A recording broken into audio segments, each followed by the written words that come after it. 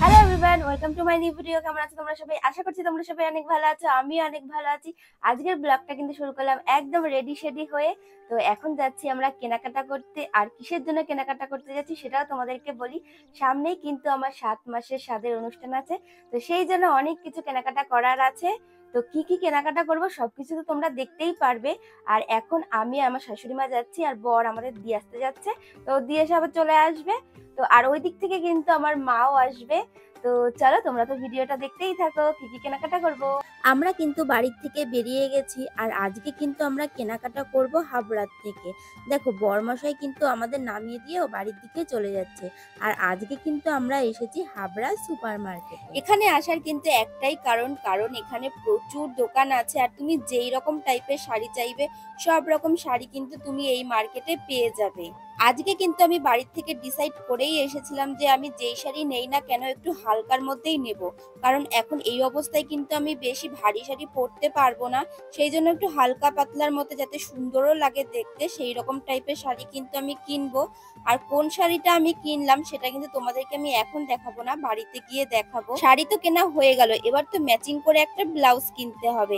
ভেবেছিলাম যে শাড়ির সাথে যে ব্লাউজ পিস থাকে সেটাই বানিয়ে নেব, কিন্তু এখন আমার হাতে বেশি সময়ও নেই যে ব্লাউজ বানাতে দেবো, কবে না কবে আসবে।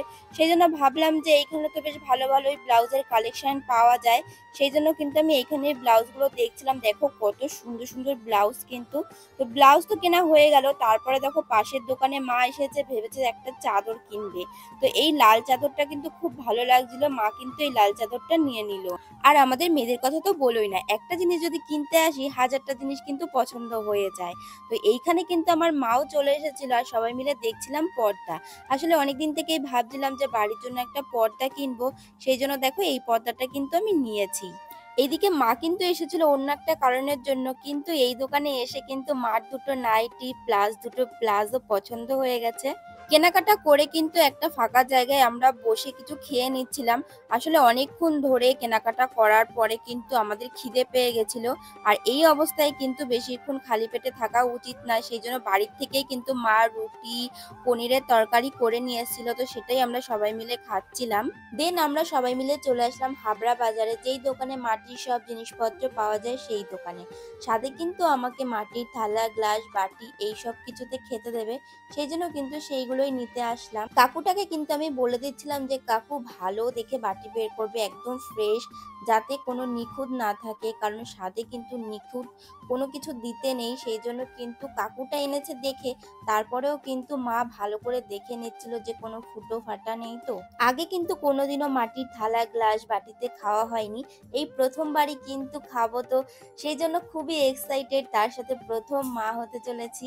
তো দেখো এখানে কিন্তু মা থালা তারপরে গ্লাস বাটি সবগুলোকে বেছে নিয়েছে যতটা পেরেছে। আসলে হাতের কাজের জিনিস একদম তো পুরো নিখুঁত হয় না, তো বেছে ঠিকঠাকই নিয়েছে। তারপরে কিন্তু সবাই মিলে আমরা চলে এসেছি সোনার দোকানে। এবার তোমাদেরকে বলি যে মায়ের আসার আসল উদ্দেশ্যটা কি। আসলে সাথে কিন্তু শ্বশুর বাড়ি বাপের বাড়ি দুই বাড়ির থেকেই সোনার জিনিস দেওয়ার নিয়ম আছে। তো সেই সোনার জিনিস দিতেই কিন্তু মা এসেছে।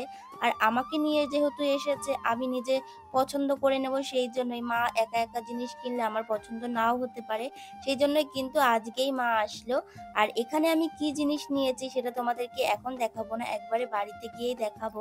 মোটামুটি তো সব কেনাকাটাই কমপ্লিট, এবার কিন্তু বাড়ি যাওয়ার পালা। আর মাও কিন্তু এখন বাড়িতে চলে যাবে। বলেছিলাম আমাদের সাথে আমাদের বাড়িতে যাওয়ার জন্য, কিন্তু যাবে না, কারণ বাড়িতে একটু কাজ আছে, সেই জন্য বললো আজকে আর যাবো না, নেক্সট টাইম যাবো।